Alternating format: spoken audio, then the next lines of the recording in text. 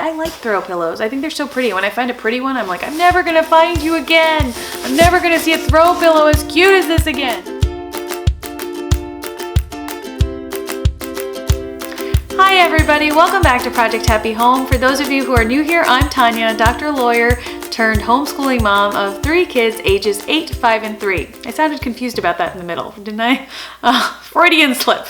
Last year, I started tiptoeing my way into the wonderful world of minimalism and just living a life with less. And as it turned out, it was really good that we did, because in a surprising turn of events, we actually had to move and downsize considerably. So we moved in an interstate move from Texas to North Carolina, and it all happened in sort of a rapid time frame where we learned that instead of moving into a house that was only about 1,000 square feet smaller, we were going to move into a house that was 2,000 square feet smaller, basically about half the size of our previous home.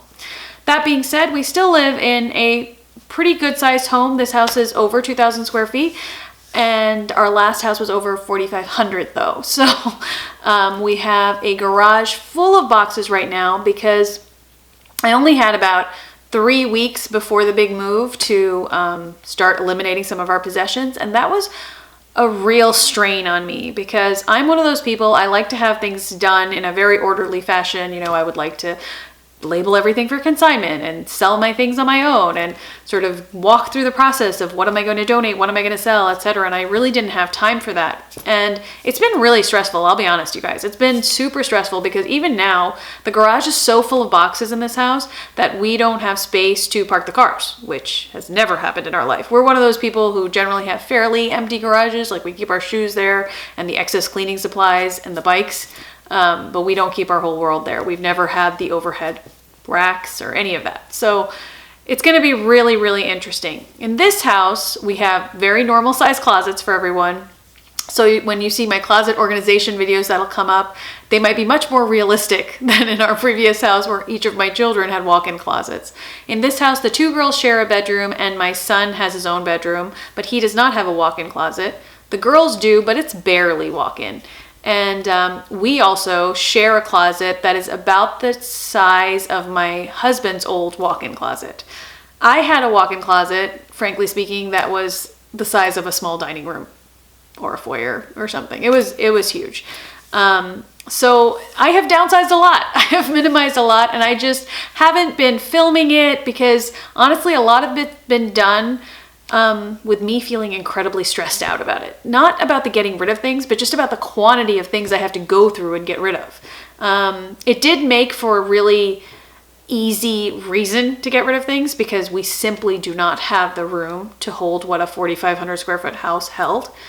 But it has been stressful on me because I like things put away and I like things painted the color I want and I like things to be neat and orderly, and you know, it's been hard.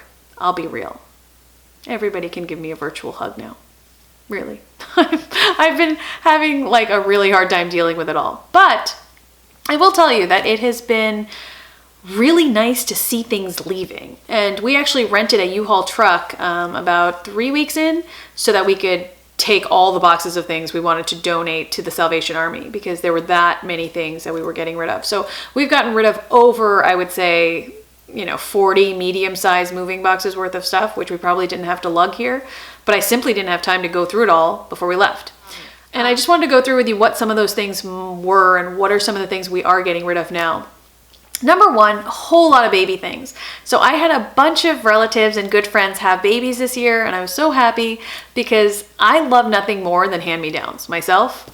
Like, shout out to my friend Nalini because she has amazing, impeccable fashion taste, and she is kind enough to give me and my girls some of her, the clothing for her daughters that they've outgrown, and they're just so beautiful and precious, and I just love hand-me-downs. I do. I think they're the best things ever. I know some people get offended about hand-me-downs. I'm not one of them. So if any one of my friends is listening and they have hand-me-downs and they don't know what to do with them, I'm your girl. I will thank you for them for years to come, and I will get so much pleasure out of them. So I made up, I'd say 3 or 4 giant boxes, I mean medium-sized moving boxes, like this size, of baby things, baby monitors, cameras, cloth diapers, baby hooded towels, mattress protectors, things like that, that we simply don't have a use for anymore, but somebody else really could. And those baby things really add up in cost. So if you can donate or hand down your baby items to someone who might be having a baby, you should do that, because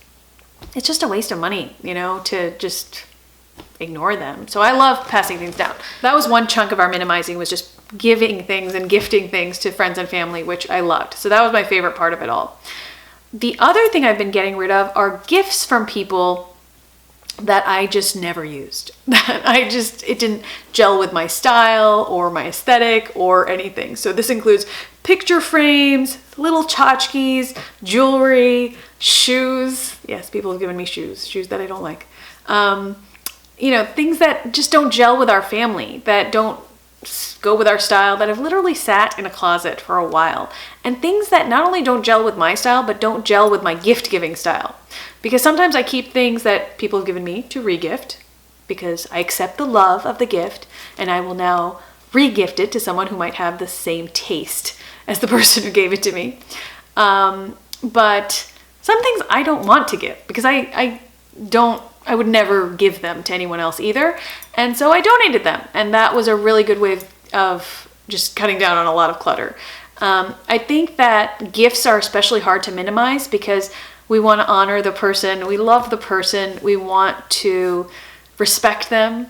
But sometimes I think we mistake the love that they had for the actual thing they gave us. I think one really good way of viewing it is something I heard on a Minimalist podcast, and I recently heard it re-brought up in Soulful Simplicity by Courtney Carver. And it's this idea that keep the love that gift was given with, and let the gift flow through your home.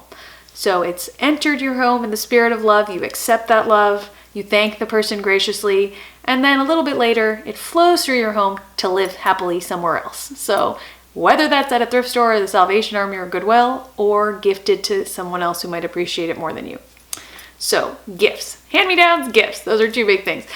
3 are things that are just random items that have lived in closets for years that I genuinely have forgotten about, or I'm hanging on to just in case. And those 3 words you hear about in minimalism videos and podcasts and books all the time. Just in case. Just in case I need this 20-foot extension cord for my iPhone, I should really hang on to this. No, don't do that. Just if you need anything that badly, you will be able to get it from Amazon in 2 days. So worst comes to worst, you just drive out to wherever you have to go and pick it up at Target. It's not going to be an issue. There's very few just in case things that are worth keeping. Like, really look at your just in case items and see if you've ever used them. Like, you probably have boxes and boxes of just in case things that you've held on to for a decade or more without ever needing them. Like, just in case never came. So I think you'll be safe in getting rid of those things, and then just in case the need comes up for one of them, you can then repurchase that, and it will be okay. And think of it as if you have gifted this item to someone at a thrift store or the Salvation Army or what have you. I know that a lot of you guys watching are thrifters like me. And I know that when I find something good at a thrift store that I want, something that might have been expensive, something that is useful, I am so happy. So think of it that way. Something that you don't need, that might be valuable, that might be worthwhile, that you might have spent money on, but you never ever use. You are gifting this little package of joy to someone at a thrift store. And that really helped me, because one of the things I gave away, it actually was a gift. It was those little Le Creuset, little, like tiny little, what are they called? Like, not the size of like flan, but like tiny little pots, basically, that you can put in a water bath in the oven. You can make flan in them, but they would be tiny flans. I don't know what you make in them. I guess like tiny cups of chocolate mousse or whatever, but they were really high quality and beautiful and expensive. And my mom had given me them, and I have been carting them around for 11 years since I got married, and I have never ever used them.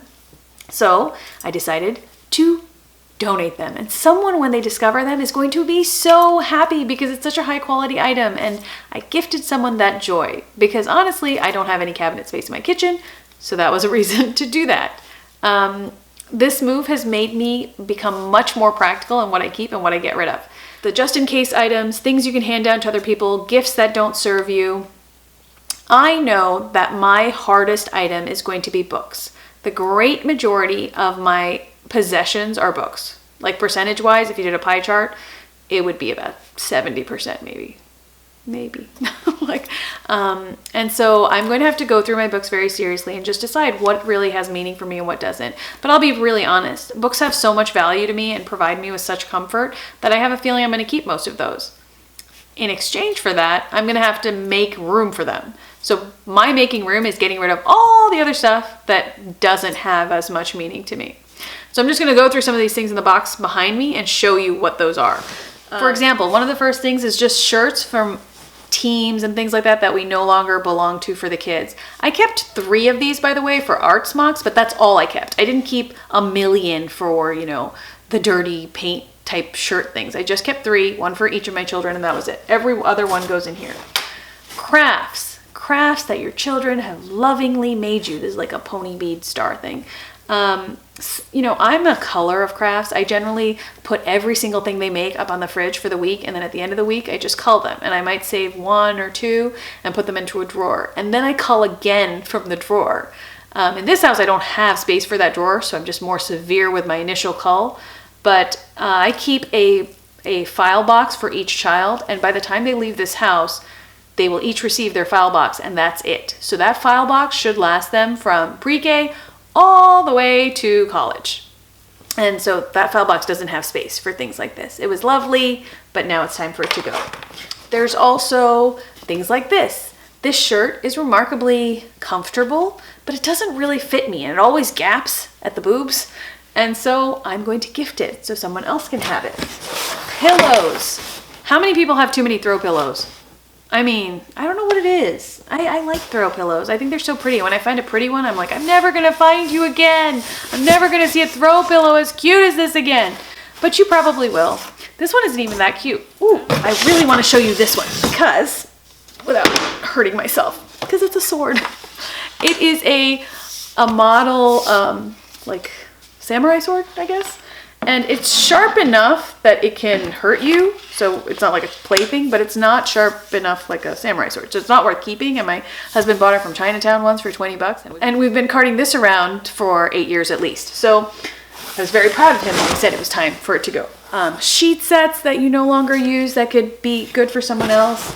I'm down by 2 linen closets in this house, so a lot of my linens have gone. Pajamas that are super, super cute, but don't fit me anymore. So all the clothing in my closet that didn't fit me has gone. Like every single item that doesn't fit me, because I do have my thinner periods where I go back to my pre-baby weight. It usually happens when I'm really, really sad. I'm one of those people, I don't eat when I'm sad. I stop eating, and so I get very, very skinny. And while I enjoy how I look in jeans when I'm sad, I don't enjoy the feeling of being sad. So I'm just getting rid of all those clothes, and hopefully I will stay fairly happy and not get that skinny again and just embrace my new size, because having a closet full of clothes that you cannot get into is just depressing. It goes into the just in case category, right? Like, just in case I lose 20 pounds, I'll be able to fit into these, Well, just in case that happens, you can just buy new pants. It's going to be fine. And yes, I was 20 pounds lighter when I got married. Probably a little bit more, which is sad. More pajamas, super cute, right? I really thought about these. These are super, super comfy, but they don't fit me anymore, and I always take them off when I go to sleep, so what's the point of that? Slips and things like that you no longer use. I had a much greater need for things like this when I wore business clothes every day, but I don't anymore. So dry cleaning hangers can go. Bibs that didn't make the cut to go to other people's houses. I'm trying to eliminate all the plastic from our household, so all my like IKEA plastic bowls and plastic cups and this type of, it's some sort of recycled bamboo composite thing, all of this can go because I'm just sticking to stainless steel now. Reduced closet space means reduced space for hangers too. And this was tough for me. I know it sounds ridiculous, but you pay money for hangers, So every time I saw a hanger, I was like, those 10 hangers cost this much. And why am I getting rid of them? Because one day I might need hangers. But while we live in this house, there's no room for these hangers, so I'm getting rid of them. I'm trying really hard to hold on to this idea that I don't have space for these things right now, and it is okay because we can always replace items later should we ever move, should we have the need to. But honestly, hopefully I never have more clothes than I do now. Hopefully I have less. You know, I'm just starting this minimalism journey. I think a lot of the anxiety around things like this, hangers, organizational items, baskets, bins that don't fit anymore, is this idea of loss, this loss of control of stuff. There's also this concept called sunk cost, where you feel that if you've paid money for something, you see that money when you are donating it or throwing it away. You're like, oh, I wasted that $10. But I think a healthier way to think of it is that the actual item is not serving you at this time. And the amount of breathing room and space you get from releasing it back into the flow of goods is better for you than just having something stuck in a closet that you never use.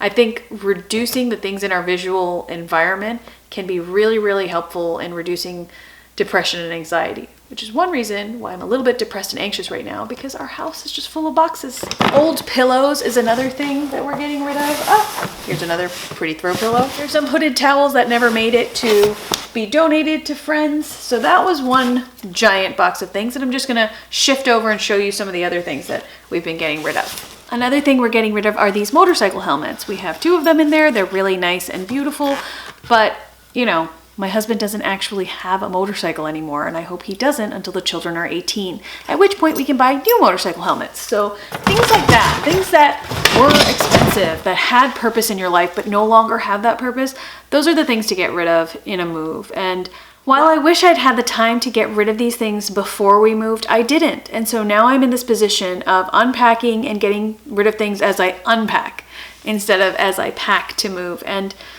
it is difficult, I'll be honest. It really is. And the Marie Kondo question of does this spark joy doesn't really work for me, because honestly, most of the things I've gotten I've liked. There's a lot of things that are in my house that I really loved, you know, and the reality of the situation is that I have much less space now. So there are things I have to get rid of that I still have affection for. So I don't use the Marie Kondo question. I simply say, does this serve a purpose in my life now? Is there a purpose for this item in my life now? And I am trying very hard not to keep sentimental items that have no meaning to me. And I know that could be a contradiction in terms, but it really isn't. Sometimes you love a person so much that something they might have given you or something they might have written you has meaning. But it's not the actual thing, right? It's just the fact that it reminds you of that person. Some of those things, you know, like my grandmother's prayer beads, I will never ever get rid of. Some of the things, though, I will, like a card from someone I have affection for, but the card doesn't say anything, you know, important or meaningful or anything to me. So those things I have released and thrown out, and it's been an education to me. This was my minimalism update, you guys. I think I will be doing a sort of quasi room tour later when we paint the walls and get things set up, and I'm waiting to empty out a lot of boxes right now because, like I said, I own a lot of books and I want to paint the entire house before I put things onto bookshelves, because otherwise I'll just have to take everything off bookshelves and paint and blah blah.